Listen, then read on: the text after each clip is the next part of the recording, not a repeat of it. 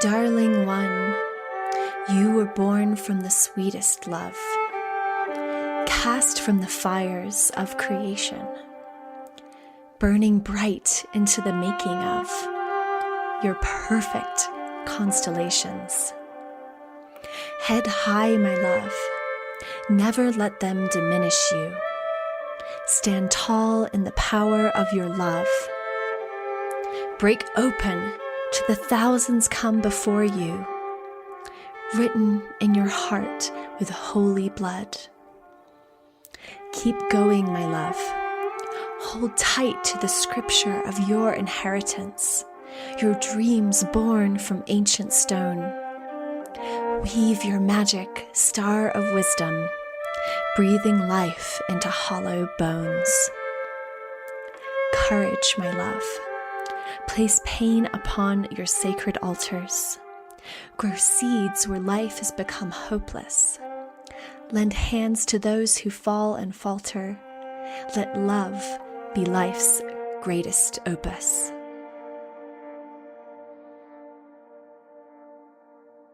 Welcome, beautiful souls, and welcome to Dreaming the Ancestors podcast series. My name is Tara Brading, and I'm so excited to have this conversation with Shannon today. This podcast series is all about remembering and reclaiming ancestral stories, feminine wisdom, and earth magic, and this is the 20th episode. Shannon is a singer, song carrier, musician, guide, and guardian from the west coast of Ireland. Over 10 years ago, she landed at the Hill of Uisneach on summer solstice, met by elders and guardians honoring the old ways. And this special moment propelled her path into a deep connection with the power of place on the island of Eru. This was a profound catalyst, opening up her heart and journey to coming into relationship with the elemental and cyclical ways of life, which naturally opened up a deeper communion with the ancestors and guardians of the land, the Tuatha De Danann. Sitting around the hearth and remembering the power of prayer has brought her path into a powerful living relationship and conversation with how she can tend the children's fire as an Irish woman who will one day become an ancestor. Ceremony, song, and community have shaped her journey and supported her to remember the ways of the ancient ones, the grandmother's wisdom, and the ancient ways of the caoine, which is the ancient Caoine tradition of Ireland. Being a keeper of thresholds is at the core of her soul's journey and place within the village she is remembering along the way. Her background in sound, voice, ceremony, quantum coherence therapy, yoga nidra, and somatic studies such as yin yoga, as well as her undergraduate degree in anthropology and media, creates a strong foundation upon which she guides others into spaces of listening, dreaming, and remembering their own hearth fires, their voices, and their own soul song. But most of all, it is the land and connection with the waters of her homelands of Ireland that have initiated her into this journey of remembrance, which is the guiding light for her own journey, which she feels so blessed and humbled to share at this time on earth.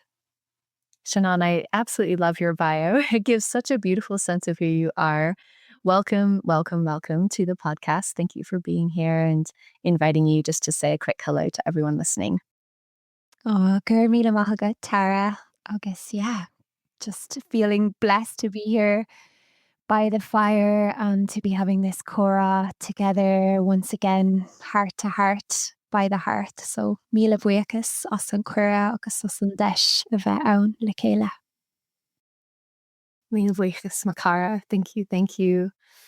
And I love that you're recording this conversation by your fire, by your hearth. And I want to invite us all to imagine that we're sitting at a fire together. As always, this is how we always begin these conversations. So inviting us all to close our eyes and imagine that we're sitting around this great fire together. Just closing your eyes for a few moments and really envisioning this beautiful ancestral fire. To gather around the fire in this way is to connect with our ancestral inheritance, for our ancestors gathered around the fire since the beginning of time, sharing wisdom, sharing stories, generation after generation. And as we continue to hold this vision in our hearts and minds of being gathered around the fire, I'd like to take a moment for Shannon and I to invite in and honor our ancestors. I would love to welcome in the ancient grandmothers, the really ancient ones who were in heartfelt connection with the fire, with the earth, with the stars, feeling the wisdom of these ancient grandmothers and the ways that they saw the world with such clear seeing, with such clear eyes. And I'm really feeling the medicine of these grandmothers in this moment, feeling how they intuitively understood the ways of being in communion with life and with death. They knew how to grieve fully, how to honor life fully. And I would also very much like to honor and welcome in the Cailleach, who we're going to be talking about and connecting with in this conversation. Feeling her as the original grandmother, the first wise grandmother. Feeling her as grandmother of Era, grandmother of Ireland. She who shaped the land, guardian of life and death. Fáilte, we honor you and welcome you. Gleam mo Shan sin share Imelina. I call upon the ancient ancestors in my lineage. Full-on agus fian, the wholesome and wild ones of blood and of bone. I call upon my Shanwaher, Kathleen Nilunchik. I call to our ancient primordial mother of this island and of Alba too on Cailleach. May your ancient wisdom bless the space between us and guide what is shared in this space today. Wow, already feeling the power of these grandmothers around us, moving through us, weaving us together, honoring this so much. May these ancient ones guide our conversation. May their medicine and wisdom be felt. The title of this episode is Keening, the Cailleach, and harnessing the medicine of grief. And this conversation feels seasonally relevant as we enter into the season of winter, which is metaphorically a time of death and release in nature. Some of you listening might not know anything about keening or the Cailleach. So I just want to provide a small introduction to these things so that you have this important context before we dive into this conversation. Keening is a very ancient tradition that can be found across many different cultures. It's a ritual that's performed in the context of death and dying, often at funerals, as a way of helping people to grieve and also to help guide souls to the afterlife, to the other side. And this ritual relies heavily on singing and sounding, and it's usually performed by women. So keening is the Irish name for this powerful ancient practice, traditionally performed at Irish wakes. And the origins of this practice in Ireland are unclear, but it's likely very old. And we actually have a reference to the funeral wail in Cormac's glossary, which is a medieval text. So this is probably a reference to keening. And we also have some keening songs that have survived through the ages and are still sung today, with some of these songs possibly dating back to the medieval period. There's also a strong connection between the keen and the pre-Christian bardic traditions, again hinting at how old this tradition might be. Though there were some men who performed the keen was usually performed by women, called them Mná Chaointe, and these women were traditionally described as being unkempt and wild, often barefooted with their hair down, and sometimes they wore a cloak or scarf around their head and shoulders. And I'll refrain from saying more about these women because Shannon will be sharing some beautiful wisdom and insights about these powerful otherworldly women in our conversation. We're also going to talk about the Cailleach, who's an ancient crone goddess from the Gaelic lands of Ireland, Scotland, and also the Isle of Man. And she's a goddess of both creation and destruction. I think of her as an edge dweller whose presence can be felt in the most isolated of places. She's as unpredictable as a winter storm, and she holds the ancient wisdom of the earth and the feminine. Cailleach in Old Irish means veiled one. In modern Irish, Cailleach means hag, crone, widow, nun, and also witch. The Cailleach really cuts away what no longer serves us. And if something in our life is stagnant or out of alignment, she'll step in to usher these things into the realm of death. And by helping that which is decaying to die, new life can be born. And this really speaks to her dual nature as a goddess of creation and destruction. She's also associated with the land, the stones, the bones, the wild animals, and the season of winter. And she very much embodies the sacred balance of life and death and the wisdom of nature's cycles. As we move into the darkest time of the year, may this conversation guide us into a more conscious relationship with death, with darkness, with letting go, and also with grief. So, Shannon, I'd love to begin with a deeper introduction to you and your work. Can you share a little bit about your personal journey with singing and with keening? What were some of the important moments that led you to your sacred work in the world? So, singing, I feel, is something that has always been part of my essence and I suppose you could say, my soul expression. I have lots of memories of being a little girl and singing all the time and creating imaginary realms to, connect with the other world. I suppose I wouldn't have seen it as that probably then. But a lot of the stories that even my mom would share with me are connected with singing.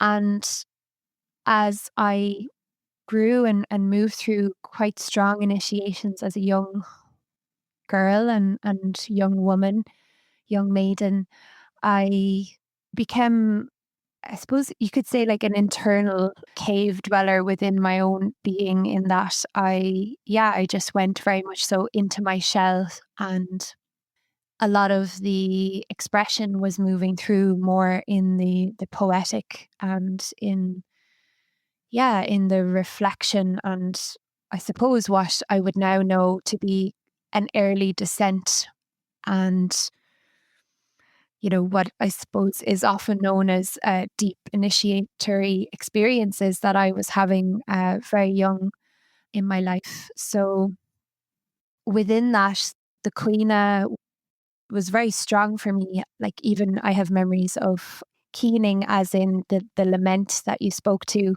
There's a couple of layers to this tradition for me, and so I see it as this ancient tradition that is a ritual that takes place over the deceased. And I also feel that the medicine of the lament and the sound that is very innate and primal is something that moves through naturally and is very organic when we are in the presence of change, and when the waters of our being are guiding.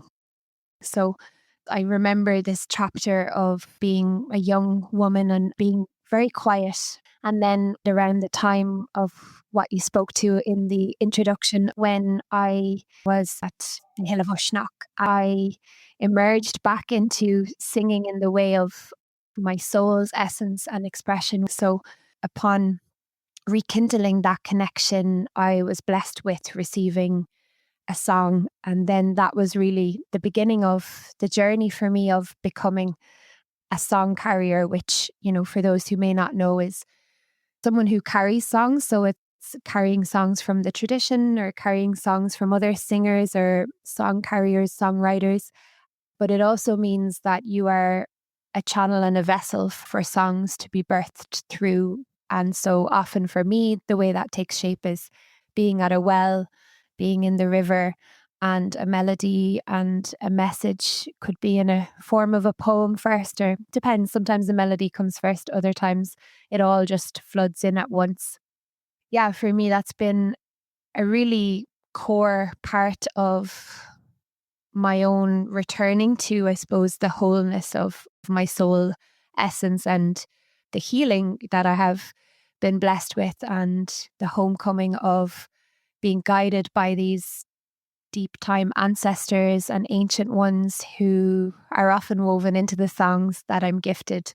And so the songs that I share are guardians and guides as much for me as for those that I share these songs with. I really feel you and understand you, on a soul level, to be this voice for the land. And in hearing about your journey with your voice and your song and that initiatory moment at the Hill of Uisneach, I almost felt like, well, I had this vision almost of you like singing back all the different pieces of yourself and gathering all these different threads, like threads of self, threads of lineage. I was really seeing this journey as being this journey of deep remembrance. And when we sing, it's like we call these lost pieces of ourself home, and we connect to something so much greater than ourselves. And I really see and feel this role of song carrier as being so interwoven with the role of the Mná Chaointe, the keening women. I did a little introduction to these women at the start, but I would love to hear more about them from you. The Mná Chaointe are keepers of the threshold, and I have a beautiful book here beside me, actually, which is the Irish Wake Amusements. So there's a lot in this book. It's by Shannon about the tradition of the wake and the games that were also played, and the role of the Mná Chaointe being this bridge for the village and the community to move through the grief and for that to be present. And then also there was these games, and the crack was had as well, and there was a celebration for this person's life. And to speak into, I suppose, the tradition of the ritual itself, we do have quite a lot of accounts on this here in Ireland, thank God.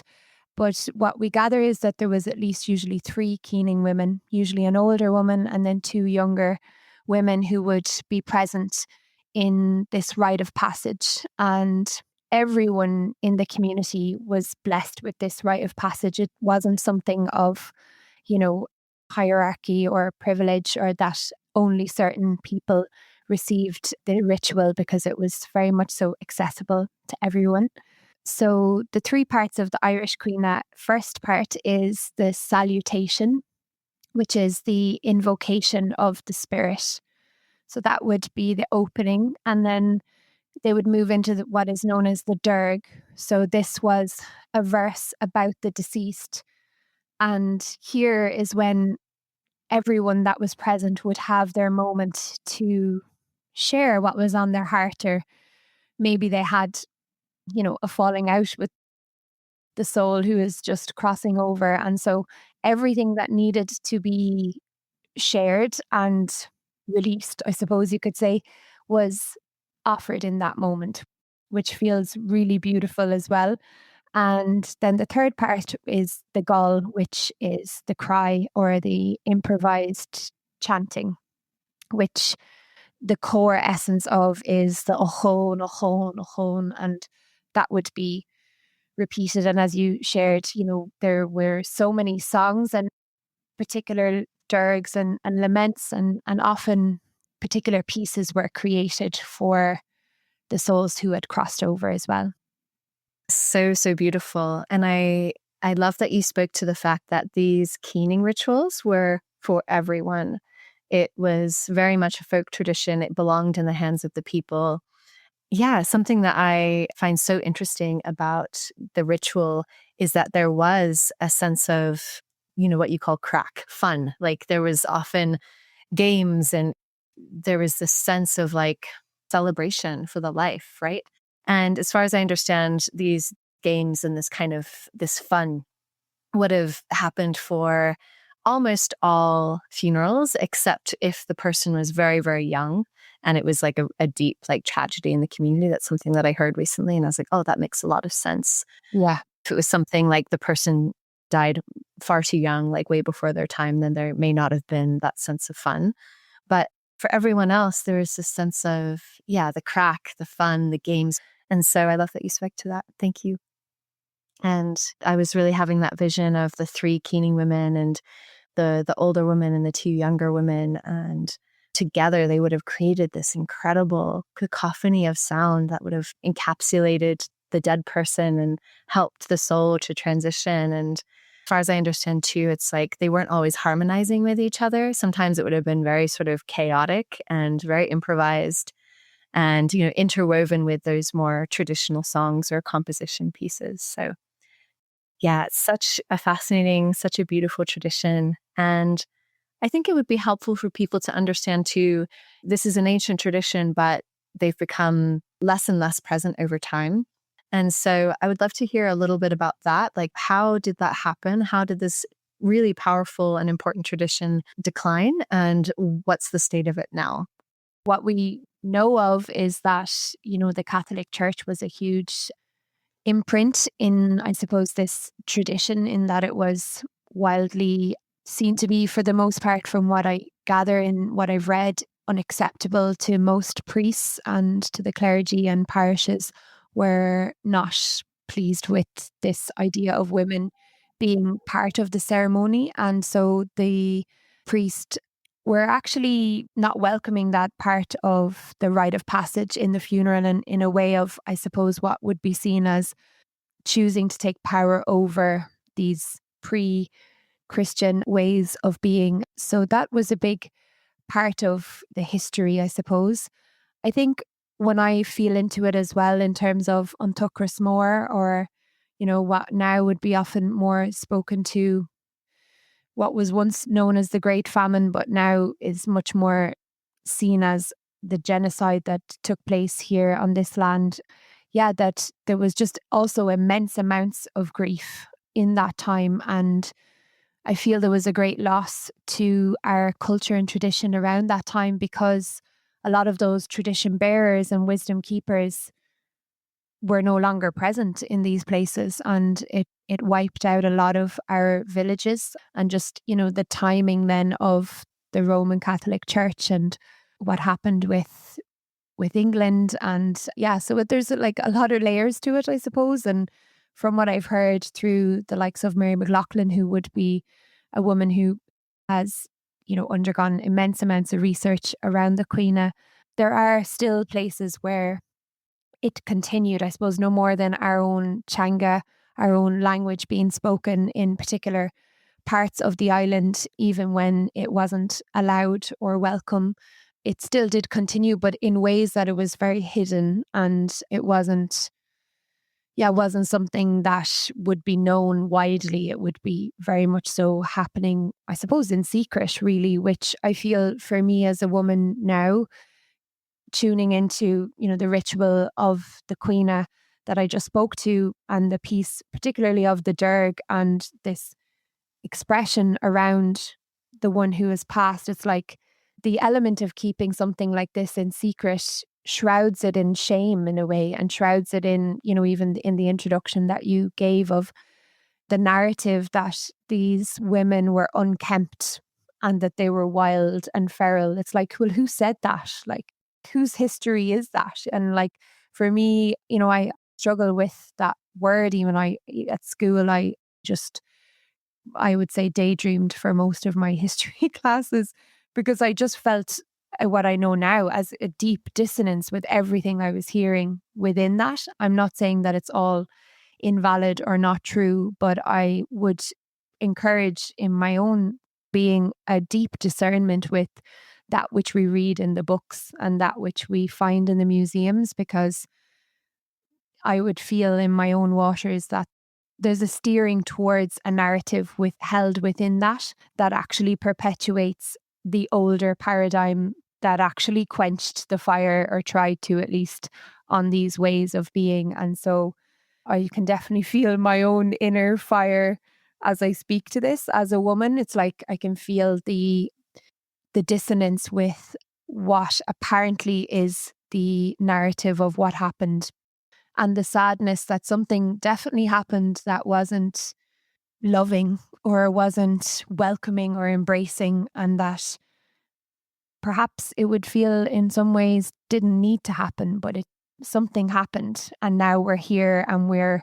like with the songs or with the elements and the ancestors, we're with the guidance of the Cailleach and the grandmothers, we're reweaving this great tapestry and this web once again. And so particularly now at this moment on the earth where there is such an immense amount of grief that has been accumulated and gathering in the absence of these ways of being, and these women in particular, but whom were also supported by the men, these ways returning really gives me deep hope. And a deep prayer that I carry is that the children will not come to the earth inheriting this vast presence of grief and of tears and of all of the other emotions that may be carried with that.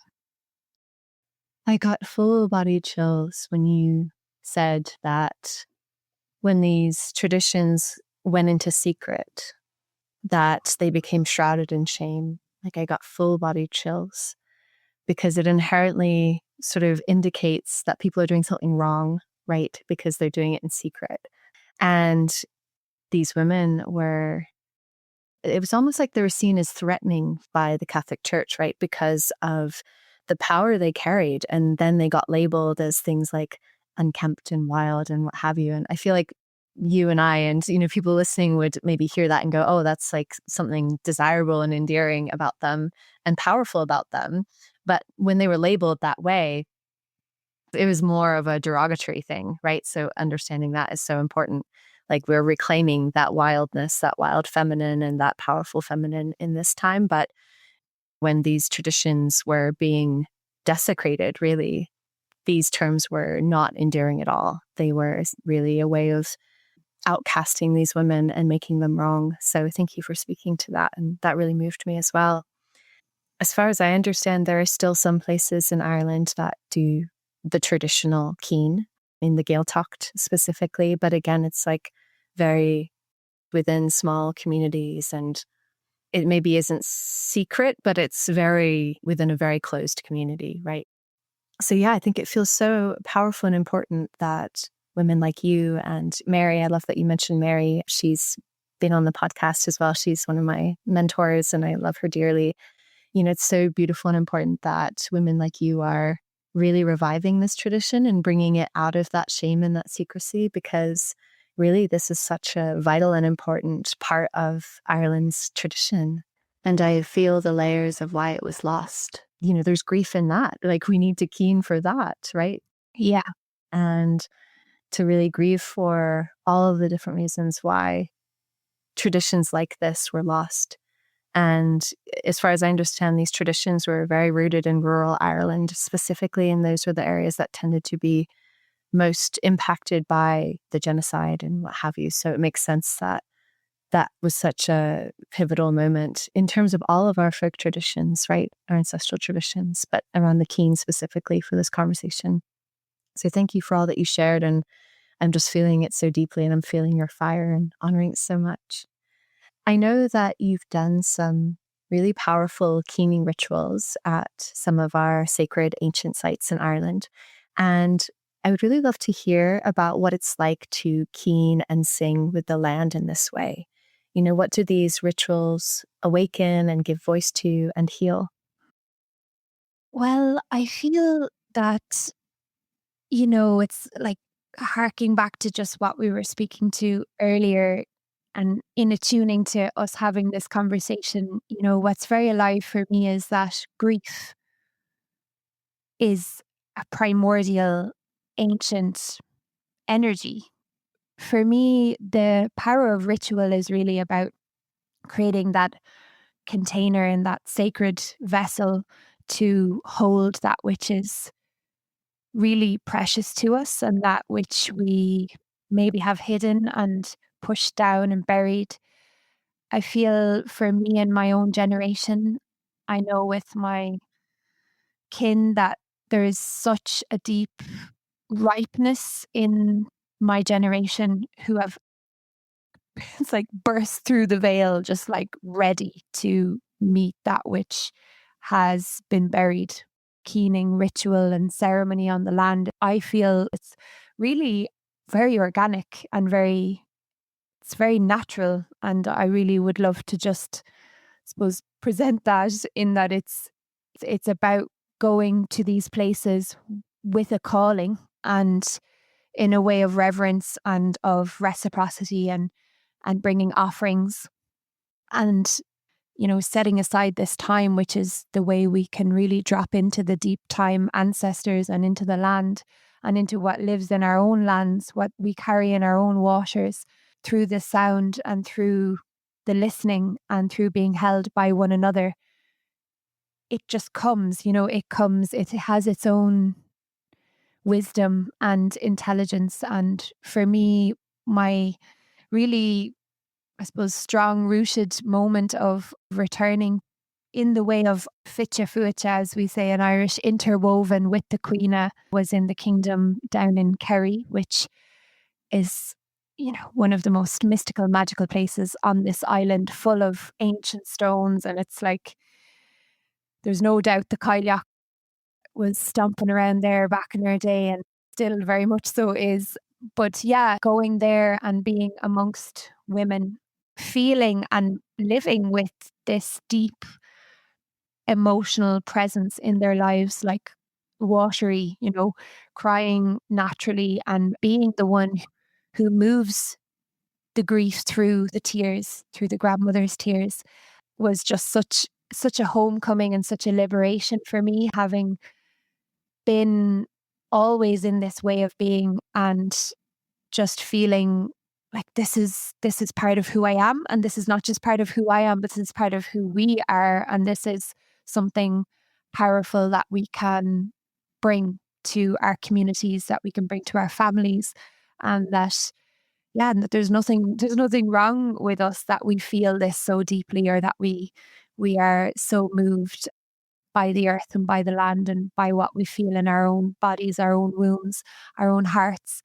So yeah, I feel like with, the rituals on the land and with each other, it really is about being held by Eru, by this ancient presence of the feminine embodied and expressed in the land, and also by being held in community and creating foundations of safety and of trust with one another and holding each other, that we can somehow magically move through like thousands, if not more, years of depth and of trauma, or whatever way you want to call it, the wounds maybe that we have inherited and that we carry forth. So it's actually kind of not so easeful to really fully speak to it. It's quite precious and sacred energy. So I suppose to speak to it, one can only really speak around it without kind of tampering with what has been and what has happened. So I suppose I can only really speak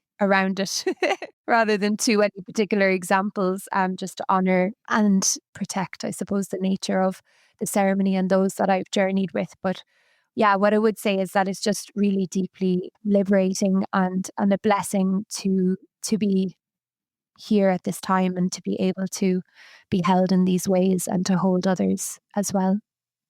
Thank you for speaking around it in such a beautiful way, because of course it's impossible to really speak to the true power and medicine of what happens in a ceremony, right, or a ritual, but you spoke to some of those themes so beautifully around, really tapping into that deep feeling nature that you have and that many women have. It's like this feeling, emotional, deeply sensitive aspect of ourselves is part of what's been buried, right? And to hear about you coming together with other women and reclaiming that is extremely powerful. And I think what is really like striking me so intensely in this moment as we're having this conversation is how grief is meant to be held communally, right? Like grief is something that is so much more than a personal experience. It's a collective experience. And to move through grief in really powerful ways and to harness the medicine of grief, we need that community aspect, really. And so hearing about that has been really moving, being reminded of the tradition in its sort of original form as this communal ceremony. And then hearing about the way that you have been reclaiming this tradition with other women in community. It's just beautiful to really feel the medicine of that and the power of that. So thank you so much for sharing. And of course, there's so much to grieve for in these times, both past and present and future. There's so much to grieve for on all levels. And on my own path, keening has really opened my heart to the fact that there's so much that longs to be grieved for. And keening can help to express what is heartbreakingly unjust in the world. It can help to give voice to those traumas, like some of those 1,000-year traumas, right?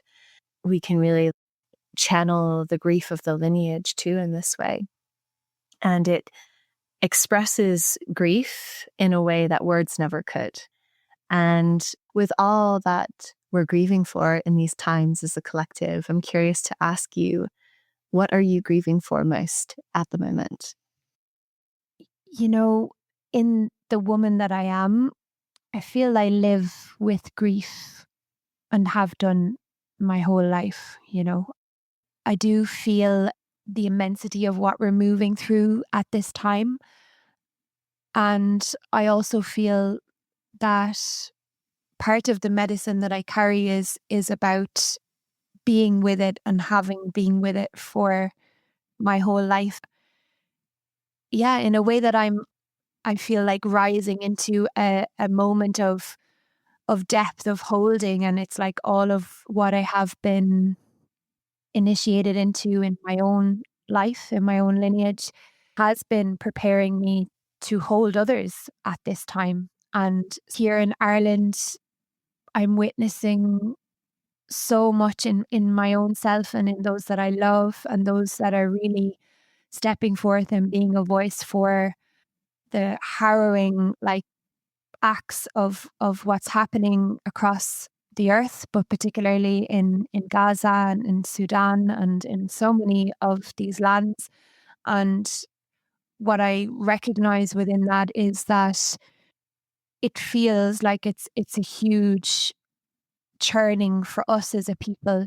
We now as a people are really meeting together with what we're witnessing across the earth. We're also inevitably needing to really look at what happened to us and to no longer, dress it up as Irish sure wasn't that bad. Or sure, I noticed earlier kind of a slight hesitancy even still in me, although this isn't the first time I've spoke to it. And in fact, it's a conversation I've had many times with close people in my life around the genocide that happened on this land. But yet there's still, it's like to say that word and to acknowledge the pain and the suffering of the oppressor and the oppressed, and holding, I suppose I feel for me that part of the arc of what I see and what my guides and the ancestors show me is that is part of the Mná Chaointe's medicine, is actually to be able to almost have a foot in both worlds and to hold the deep grief and to know also that it can be alchemized and transformed, and that it is part of the creation story, and that the Cailleach, she is the one that initiates us and returns us all to our own origin story in one way, shape or another. So I feel for me, now that I've shared all of that, I feel great grief for, my own mother and my own parents and that generation of my friends as well, and their parents and family, because I feel they really carried like a lot of that into this incarnation or this life. And I can only speak from my own journey, but like I feel I can step forth into a role in my community and support that weaving and support that to change. But I feel that there's in Ireland, that generation in particular, because of the abuse they experienced particularly from the Catholic Church, feels like they're kind of stuck a little bit, and that's hard, that's hard to feel. It's hard to experience when you're out and about and just being yourself and feeling that truth for those that you meet along the way. And so that's what I would say is probably the deepest grief right now. Thank you for speaking to the personal and the collective grief, because of course they're connected. We can't separate these things because they're informed by one another. And so the tender share you brought forth about your parents and of that generation, like holding so much of this ancestral trauma and not having the capacity or the tools or awareness to move through it in a healthy way, or, there's a stuckness there. That personal grief, those personal relationships are a reflection of the bigger story, right? The collective grief and everything that happened, and things that are continuing to happen that continue to perpetuate that grief and that trauma. And seeing then, Ireland and the bigger story of the world and these other places that are experiencing similar things to what happened in Ireland. So all of this grief is interwoven. And so I love that you spoke to it in that way. And you started weaving in the Cailleach in a stronger way in that share that you brought forth. And I'd actually love to start transitioning into a conversation about the Cailleach. And as you shared, and as I know as well, the Cailleach is a fierce initiator, and she really steps into our lives when we least expect her. And she shows us what needs to die. And sometimes she rips things away from us that we're not ready to let go of. And so I'd love to hear about your personal reflections or experiences with the Cailleach and what you have ultimately transformed within yourself as a result of her teachings. Yeah, the Cailleach. Yeah, I have been gifted lots of songs from her wisdom, and I feel she has been, this infinite like presence probably all through my life that has asked of me to dig deeper. It's like, yeah, when I've arrived at these moments where I just am like weary and I'm like, you know what? And somehow, whether it's through song or through just that little nudge and that way she like creaks open the door, I feel, yeah, she's really shown me that in the descent, there is a moment to surrender, really. And in that surrendering is the gift, is the gold. It is that moment where we receive her embrace. I feel there's nothing, there's nothing any one of us could go to with her that she would say anything about, really. Like, she's just like, in one of the songs I received, there's a line of, she's seen it all before, and it's like, I think of these ancient women of this land too, and like I feel them so strongly here.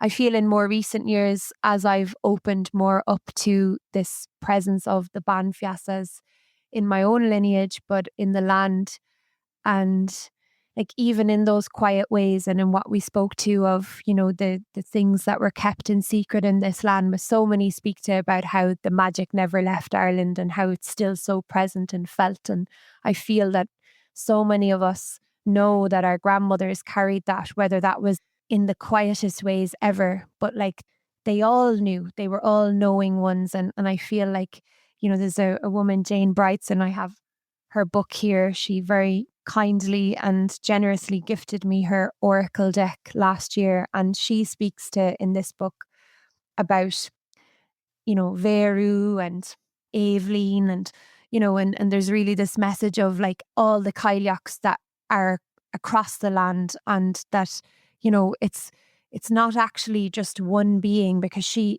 who created the land, and she is the core hearth of our creation stories. So she is in everything. And so she's in all women, all men, all stones. She's all of it and she's none of it. And she beckons us into the truest, deepest gifts that we carry if we allow her to come into our hearts. And yeah, I feel there's a hesitancy sometimes in folks to open that door, because there's been this, what I would say, a spell of fear and notions of what she is, which keep people from her door. People will maybe just pass her by, or, just kind of maybe decide that she's not trustworthy enough, or that, she's not someone that they can call upon. But my own meeting of her is that in truth, she carries so much softness and strength and the darkness and the light. And she will always bring to the table what you need.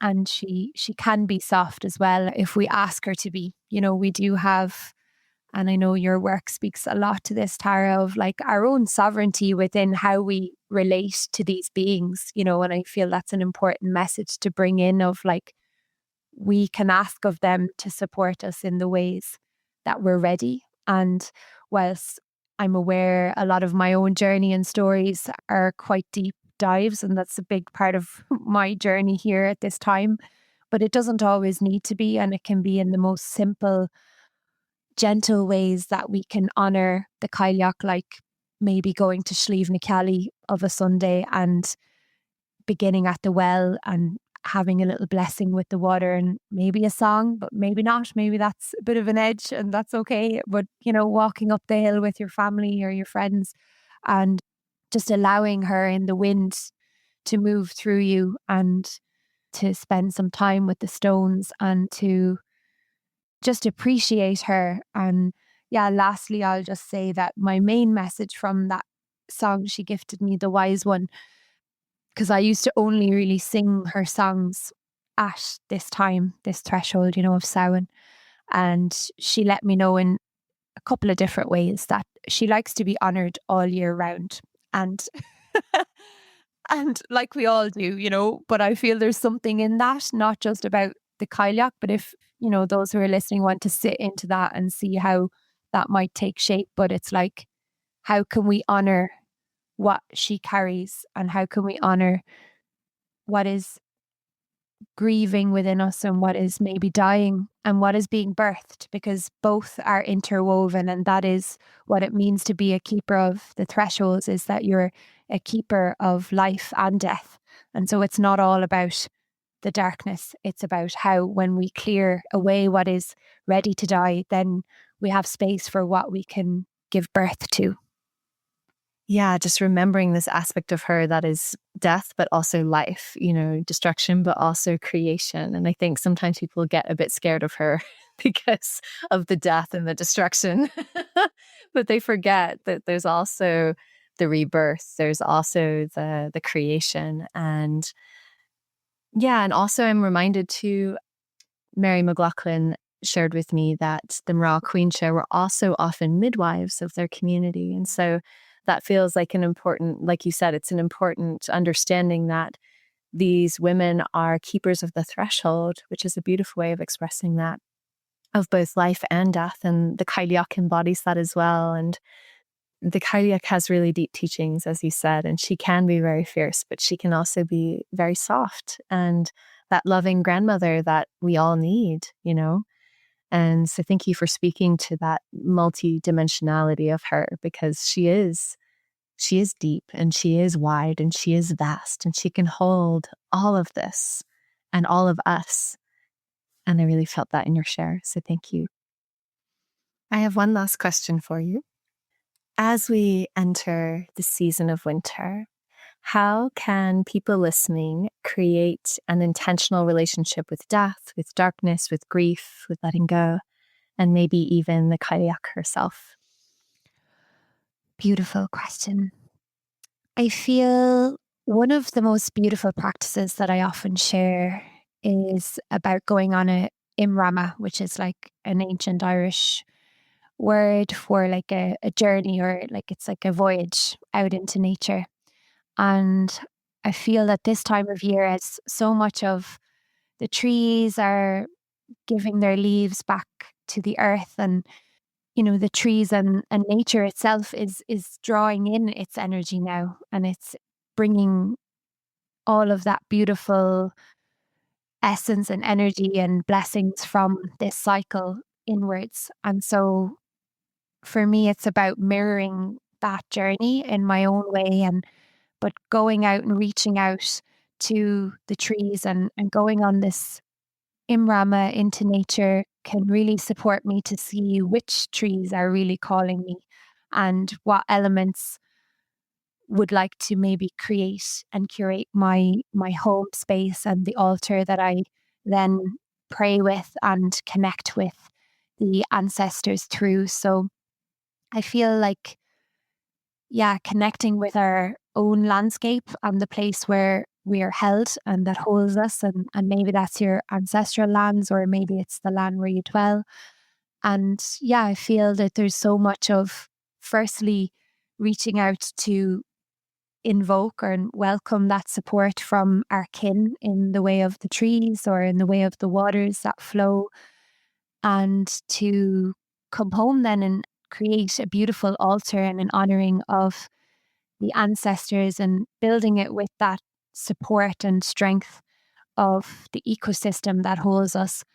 And so, yeah, I feel just in simple ways, lighting a little candle at the altar and praying for our ancestors, praying for support and guidance, particularly from the well and wise ones, and drawing upon the strength of our kin that surrounds us, is a really gentle and beautiful way to honor this time and this season.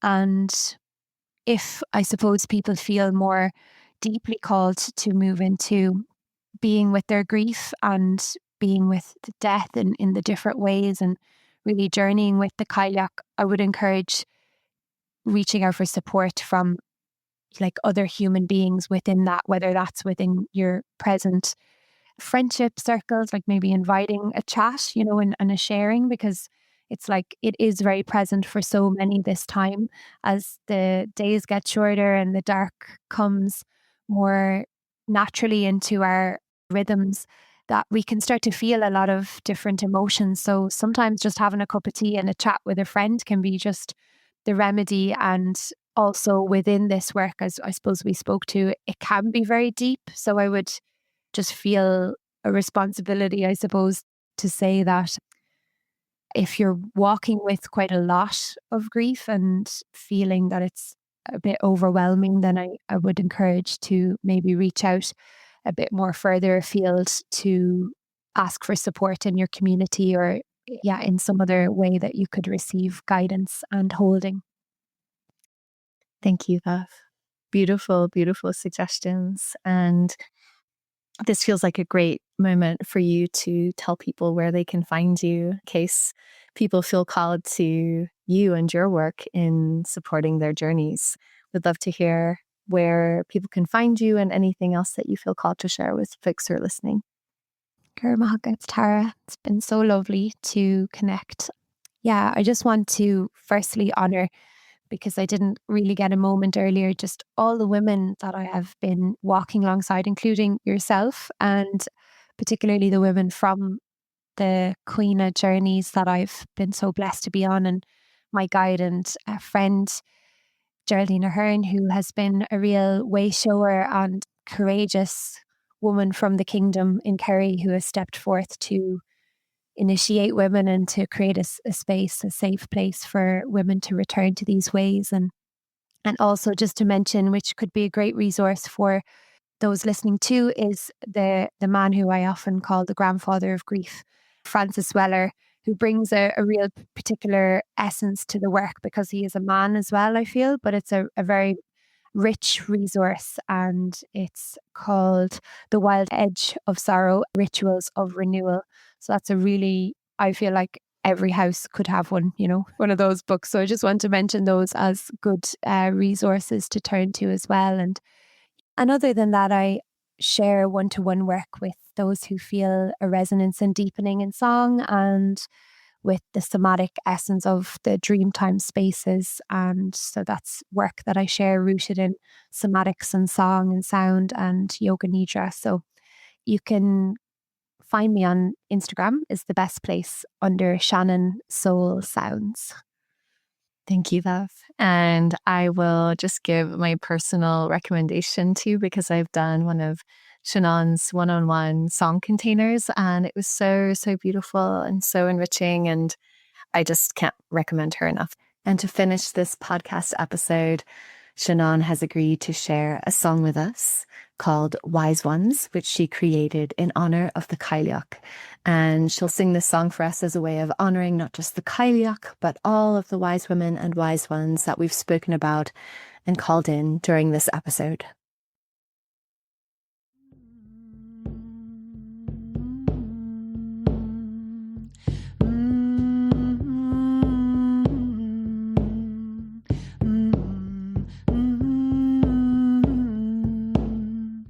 The Cailleach, the wise one, come to us in your song. The Cailleach, the wise one, bring us back to earth. The Cailleach, she's the wise one, and she's weaving through our bones. She's weaving through the stones.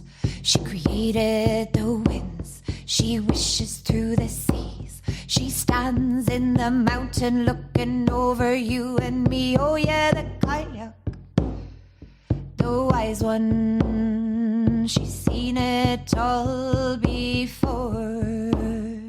She's softness and she's strength. She's darkness and she's light.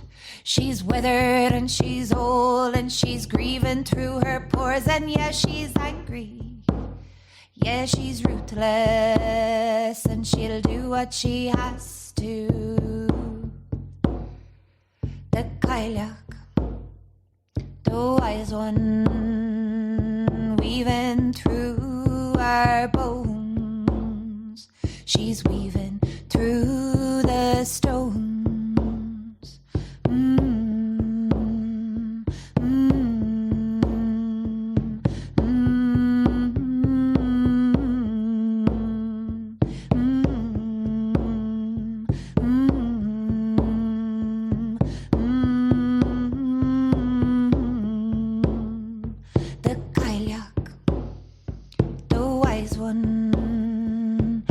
To us in your song.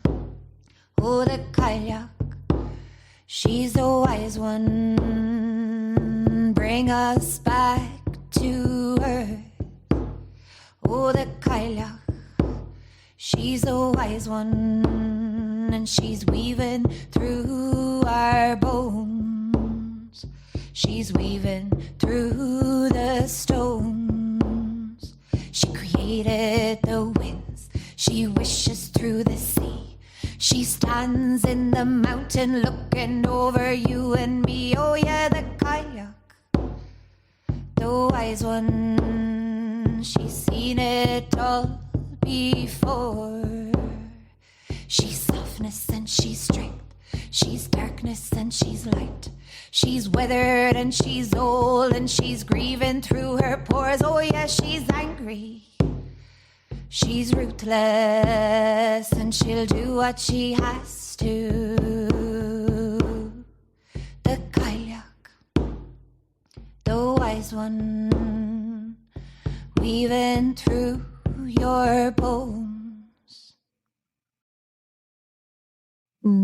Thank you. That was so, so beautiful. honoring your voice, your song so much. Thank you for honoring the ancestors and the Cailleach in that way. Thank you so much for, the anchor and the bridge that you are between all the isles, I feel, but particularly between Turtle Island and Aru and England. And I just feel that you're really bridging something so powerful with your heart and with the lineage that you walk with and the songs that you carry and the seeing that you have of weaving, of connecting beautiful souls together in songs and messages. It's really remarkable and really inspiring to know you and to walk alongside you and to be here with you having this conversation in such a way of beauty and reverence is a real blessing. So, Gurb Mahagat. Thank you, dear sister. Feeling so honored by our conversation and by all of the beautiful medicine and wisdom that you offered. I feel your depths, your heart, the gift of your song. Thank you for all of the initiations that you have said yes to in order to bring forth this important medicine for Era at this time. Much love to you, dear one, and so much love to everyone listening. Thank you for joining us for this conversation. I hope that it's inspired something in you around grief and harnessing the medicine of grief in ancestral ways, in ways that honor where we come from, and the collective calling at this time to really be brave enough to meet our grief and transform it. So thank you all. Until next time.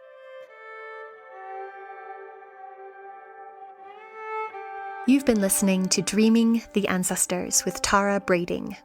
My passion is connecting women to the wisdom of their ancestors, specializing in ancestral feminine wisdom from Ireland and England.